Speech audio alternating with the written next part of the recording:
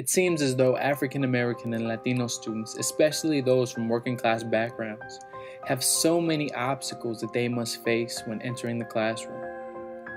Yet these obstacles often pale in comparison with the reality that they must face once they leave.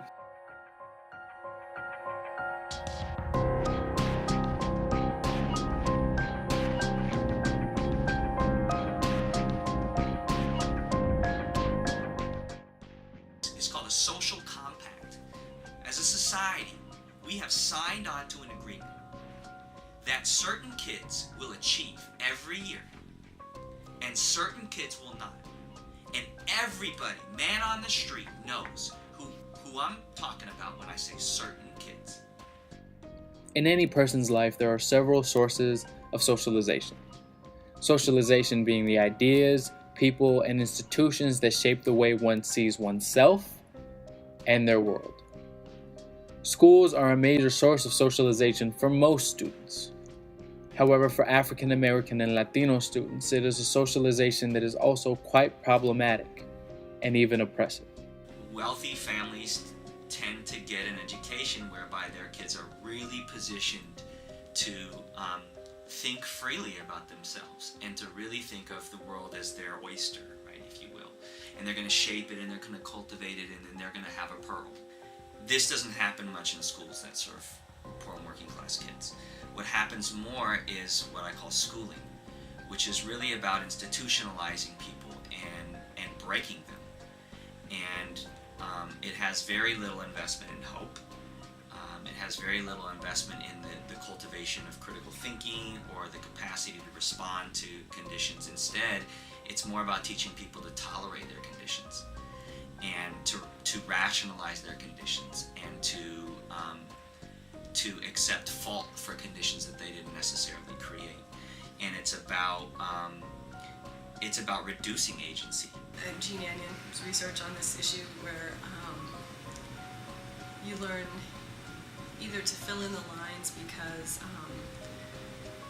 you fill in the lines, do the homework, fill out the handout, or whatever it is, because someone's telling you to, and this is preparation for learning how to obey authority when you're on the factory line, versus sort of in more middle class or upper middle class schools where the idea is that you are your own authority, you learn to internalize authority, own your own authority. You get to make decisions about your schoolwork. Projects are open-ended. It's not fill in the lines so that you learn how to fill in the lines when you apply for a job. It's more like, well, how do you want to approach this project?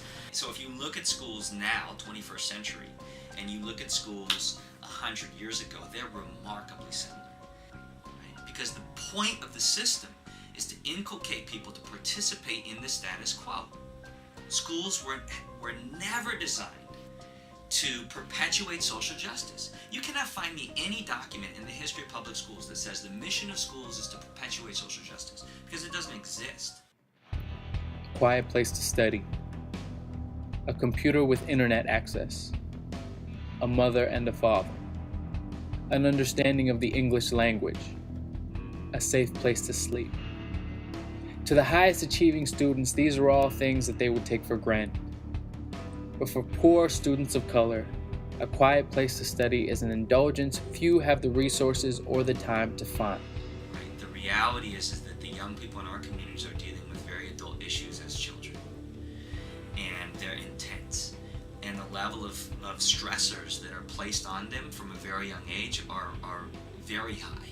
Right? From everything from poverty to lack of access to medical care to extreme violence, and both, physical violence, but also institutional violence. Despite the ridiculous predicament that we have placed them in as adults in our society, they show up anyway. It baffles me. I mean, when you really spend time in schools, it's shocking that kids even come, especially poor schools. Everywhere I lived, like it wasn't safe around the neighborhood and stuff. Like, you always see cop cars.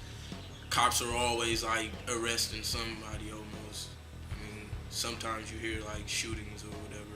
There were always gang fights. We started getting raids. We started people would come with guns at times. We had books that were 10 to 20 years old. Books that had pages coming apart, writing. Once again, colors all over the place. So teach from the book. And those who did, it was like, well, I know you might not have that page, or I know that your page might be written, just try to overlook that. How do you overlook it? How do you overlook something that's hitting you in the face and is telling you this is the way you're growing up in? This is the society. This is what nobody's doing to change. What are you supposed to do?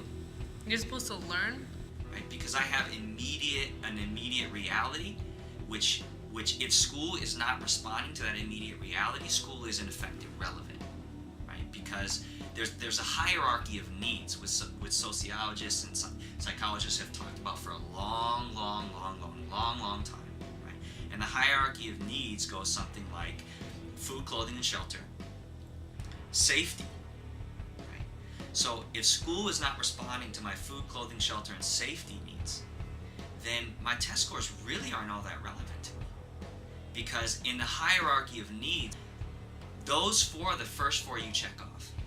Okay? So if those four are not being met, you don't do your homework. Right? Now this would be the same for wealthy white kids. Right? If those four in the hierarchy of needs were not being met, they would not do their homework. In a community where you know those four are constantly suspect, the educational paradigm that you design has to be constantly geared around addressing those needs. Now the funny thing about that is you can teach every standard by addressing those needs. So you can teach reading, writing, arithmetic, every critical thinking, every standard that we're asked to meet state and federally.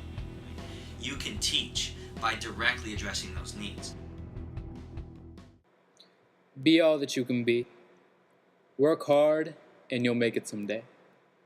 You can do anything you set your mind to.